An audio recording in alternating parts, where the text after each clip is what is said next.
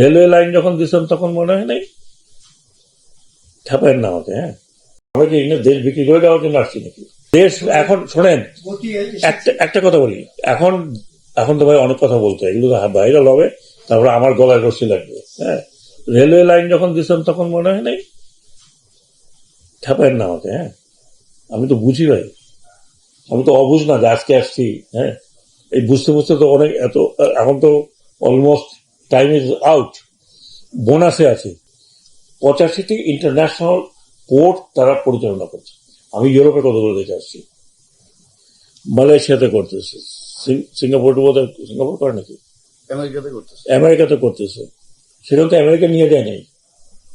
DP world হচ্ছে Dubai, Dubai port. Dubai port কি কোনো দেশ নিয়ে গেছে এই পর্যন্ত? আমাদের যে বলা হচ্ছে পোর্ট নিয়ে যাবে, বিদেশিরা আসতেছে, এটা আমার মনে হয় হয়তো কোনো স্বার্থ আছে লোকজনের, যে এরা আসলে আবার ওই স্বার্থ পুরো হবে না। যেগুলো আমরা জানি পোর্টের, আপনারা ভালো করে জানেন যে পোর্টের চাঁদাবাজি কিরকম হয়, প্রচন্ড চাঁদাবাজি, যেগুলো আমরা জানি না। আমরা অফ ডক দিয়েছি, সেখানেও চাঁদাবাজি হয়, এখনো চাঁদাবাজি হচ্ছে। কাস্টমস দেখেন যে কি করছে। তো অনেকগুলো, এখন ওটা বলতে গেলে আমাকে আরো দিন লাগবে, কারণ আমরা স্টাডি না করে, না বুঝে, না শুনে কোনো কাজ করতে যাচ্ছে না। দুবাই পোর্ট, এটা ডিপি ওয়ার্ল্ড, দুবাই পোর্ট সারা বিশ্বে, জি হ্যাঁ, ওদের সাথে হচ্ছে। আমরা তো আর আমেরিকার সাথে চুক্তি করতেছি না। DP world. আরেকটি কথা বলি, যেটা আমি কোনোদিন বলি নাই, বলা উচিত কিনা জানি না।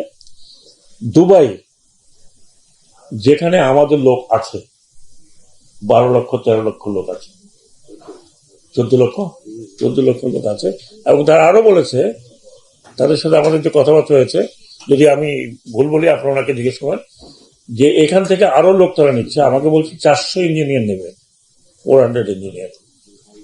তো দুবাই পোর্ট থেকে, দুবাইতে আমাদের নিজস্ব লোক আছে 11 লক্ষ, তারা রেমিটেন্স পাঠাচ্ছে।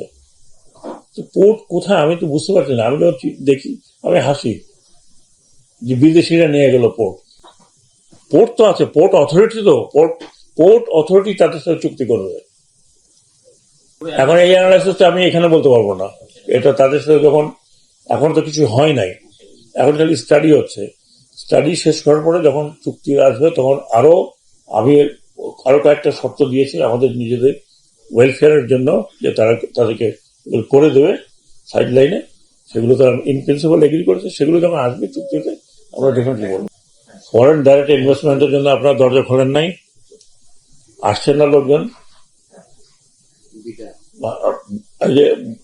মানে ইনভেস্টমেন্টটা আসতেছে না সৌদি আরবের থেকে। সৌদি আরবে তো অনেক আগের থেকে এখন মাথার বাড়ি অপারেশন চাচ্ছে, অনেক আগের থেকে। এখনই বলে, এখনই আমরা রেডি টু চুক্তি করবো। এবং মাথার বাড়িতে যেই ওরা চাচ্ছে যে এই সময়ের মধ্যে মাথার বাড়িতে যা যা ডেভেলপমেন্ট আছে সেটা যাতে অ্যাপ্রোপ্রিয়েট হয়। কারণ আমাদের এখন পোর্টে যে ট্রেনগুলো চলে, এগুলো light train. In terms of, আজকে যে বন্দরে, আপনার একটা বন্দর তড়িৎ গতি হয় কখন? যখন তাড়াতাড়ি মালগুলো খালাস হয়ে যায়, তাড়াতাড়ি এগুলো বের হয়ে যায়, আবার নতুন করে আসে।